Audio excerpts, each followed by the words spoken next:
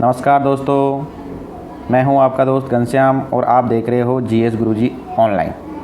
आज हम एक नए टॉपिक मानचित्र के विषय में पढ़ेंगे और मानचित्र के इस चैप्टर में हम सीखेंगे मानचित्र के प्रकार, मानचित्र का पैमाना और मानचित्र के घटक। इन सब के विषय में हम विस्तार से जानेंगे, समझेंगे।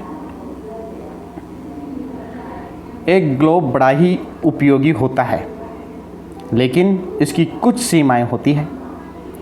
हमने ग्लोब के विषय में पढ़ा और ग्लोब के विषय में जाना, लेकिन ग्लोब की कुछ सीमाएं होती है जिसे हम पृथ्वी का पूरी तरह अध्ययन नहीं कर सकते हैं ग्लोब के द्वारा।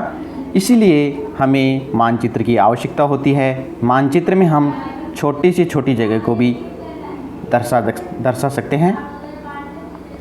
जब आपको पूरी पृथ्वी के बारे में मोटी मोटी जानकारी चाहिए तो आप ग्लोब का इस्तेमाल करते हैं। यानी पृथ्वी की जब मोटी मोटी जानकारी चाहिए, यानी बारीकी से जानकारी न लेकर हम मोटी मोटी जानकारी लेते हैं, तो उस समय हम ग्लोब का इस्तेमाल करते हैं। लेकिन जब हमें किसी देश या राज्य के बारे में विस्तृत जानकारी लेनी होती है, किसी छोटे स्थान की विस्तृत जानकारी की ज़रूरत होती है, तो हमें मानचित्र की आवश्यकता पड़ती है।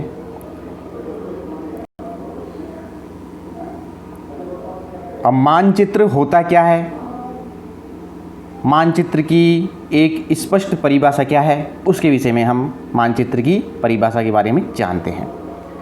पृथ्वी की सतह या उसके किसी एक भाग को कागज़ पर छोटे पैमाने से चित्र के रूप में बनाया जाता है तो उस चित्र को मानचित्र कहते हैं।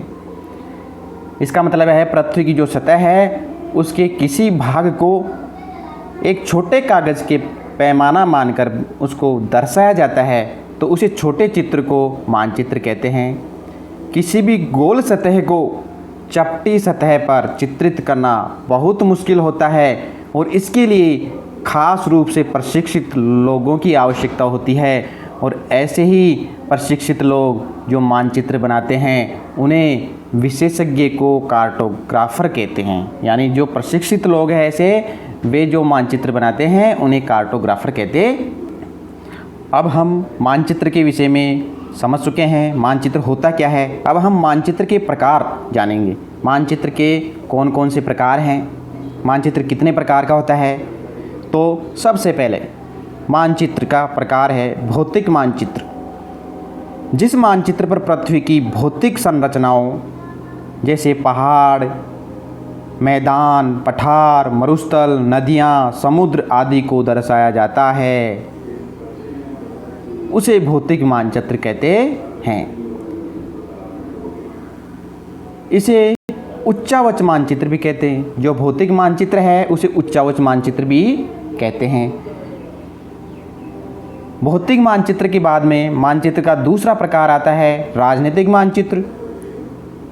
जिस मानचित्र पर शहर, महानगर, राज्य, देश आदि सीमाओं को दिखाया जाता है उसे राजनीतिक मानचित्र कहते हैं। यानी ऐसा मानचित्र जिस पर राजनीतिक संरचनाओं को दिखाया गया है उसे राजनीतिक मानचित्र कहते हैं। जिसमें शहर है, महानगर है, राज्य है, देश है, इनकी सीमाएं हैं और इनके संबंध है, इन सब को जो दर्शाता है मानचित्र वह राजनीतिक मानचित्र है। मानचित्र का तीसरा प्रकार है थीमेटिक मानचित्र। थीमेटिक मानचित्र में विशेष तौर से वह जानकारी होती है जैसे कोई सड़क मानचित्र है, रेल मानचित्र है, वायु मानचित्र है, लौह उत्पादन मानचित्र है, जनसंख्या मानचित्र है आदि है। तो थीमेटिक मानचित्र में विशेष तौर से सड़क मानचित्र, रेल मानचित्र, वायु मानचित्र, लौह उत्पादन मानचित्र, जनसंख्या मानचित्र आदि की जानकारी होती है। इस प्रकार से थीमेटिक मानचित्र का वह रूप है जिसमें अन्य प्रकार की किसी विशेष संबंध के बारे में मानचित्र को दर्शाया गया होता है। विशेष संबंध को मानचित्र के रूप में इस प्रकार हमने मानचित्र के विषय में पढ़ा, मानचित्र के प्रकार जाने। अब हम मानचित्र के घटक जानते हैं। कि मानचित्र बनाने के लिए हमें कौन कौन से घटकों की आवश्यकता होती है, उसमें मानचित्र बनाने के लिए 3 घटक मुख्य रूप से उपयोग में लिए जाते हैं: दूरी, दिशा और प्रतीक। सबसे पहले हम दूरी का अध्ययन कर लेते हैं। मानचित्र एक द्विआयामी रेखांकन होता है। ये पूरे विश्व या उसके किसी एक भाग को कागज के छोटे टुकड़ों पर दिखाता है। मानचित्र बनाते समय कार्टोग्राफर इस बात का ध्यान रखता है कि 2 स्थानों के बीच की दूरी को सही सही दिखाया जाए। इससे 2 स्थानों के बीच की वास्तविक दूरी का पता लगाने में मदद मिल सके। इसके लिए एक समुचित पैमाने का इस्तेमाल किया जाता है। मान लीजिए कि दिल्ली और पटना के बीच की दूरी 1000 किलोमीटर है।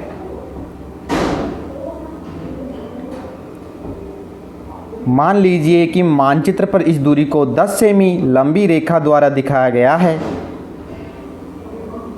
ऐसी स्थिति में 1 सेमी द्वारा 100 किमी को दिखाया गया है, इसलिए इस मानचित्र का पैमाना है 1 सेमी बराबर 100 किलोमीटर। इस प्रकार मानचित्र बनाते समय हमें पैमाने का विशेष तौर से ध्यान रखना होता है और मानचित्र में जो पैमाना दिया होता है वो 2 स्थानों के बीच की दूरी उस पैमाने से आसानी से वास्तविक दूरी पता लग जाती है। लेकिन इसके लिए ज़रूरी है कि कार्टोग्राफर ने एक वास्तविक पैमाना लिया हो और पैमाना पूरी तरह शुद्ध हो। छोटे पैमाने वाला मानचित्र। मानचित्र बनाते समय 2 प्रकार के पैमाने लिए जाते हैं: छोटा पैमाना और बड़ा पैमाना। जब किसी छोटे मानचित्र पर एक बड़ा क्षेत्र दिखाया जाता है तो इसे छोटे पैमाने वाला मानचित्र कहते हैं, जैसे कि किसी देश या राज्य का मानचित्र। जबकि बड़े पैमाने वाला मानचित्र वह होता है जब किसी मानचित्र पर एक छोटे क्षेत्र को दिखाया जाता है तो इसे बड़े मानचित्र या बड़े पैमाने वाला मानचित्र कहते हैं। जैसे कि किसी गांव या शहर का मानचित्र बड़े पैमाने वाले मानचित्र से हमें विस्तृत जानकारी मिलती है।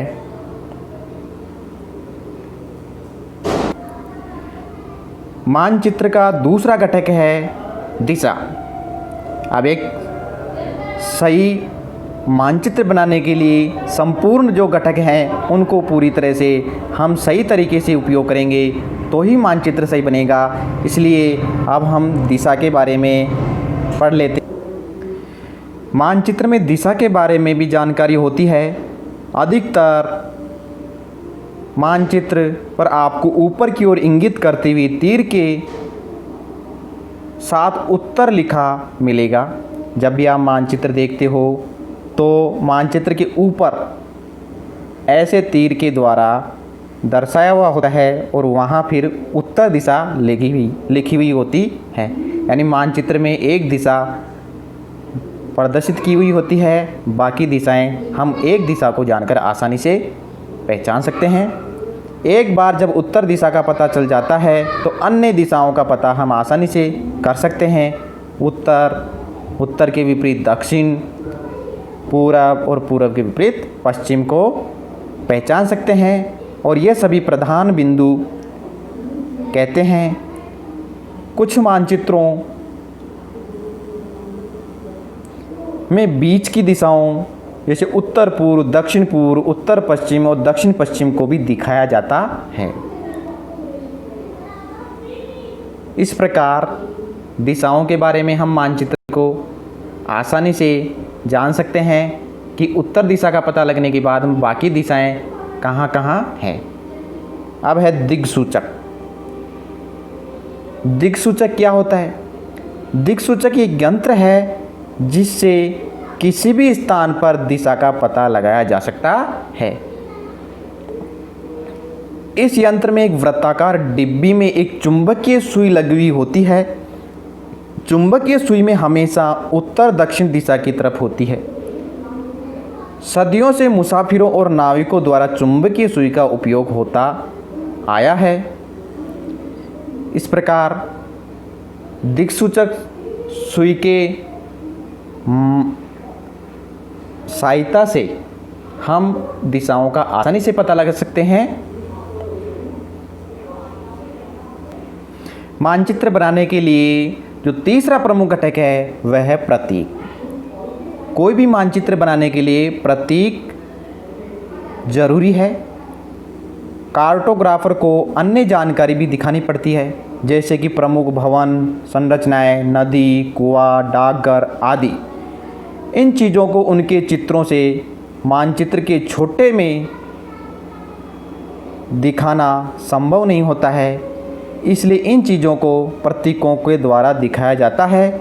इसके लिए रूढ़ प्रतीकों का इस्तेमाल किया जाता है जो अंतर्राष्ट्रीय सहमति से बनाए गए हैं।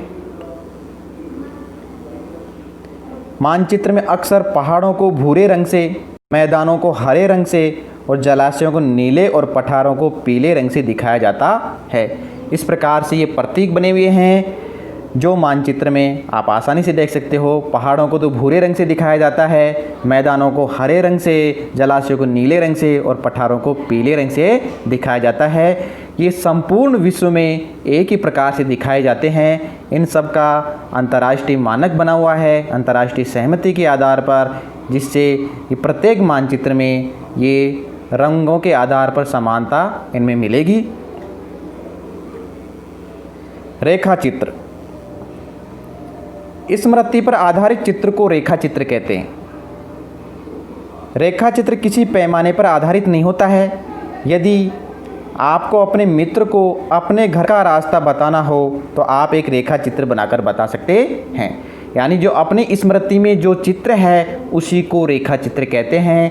ये कोई पैमाना नहीं होता है। हमारी जो मस्तिष्क में जो चित्र की धारणा बनी है वही रेखा चित्र है। जिस प्रकार से हम अपने किसी दोस्त को या किसी परिचित को अपने घर पे बुलाते हैं तो उसको अपने घर पर आने का जो कच्चा रास्ता अपन स्मृति से देते हैं, बताते हैं, वही रेखा चित्र होता है।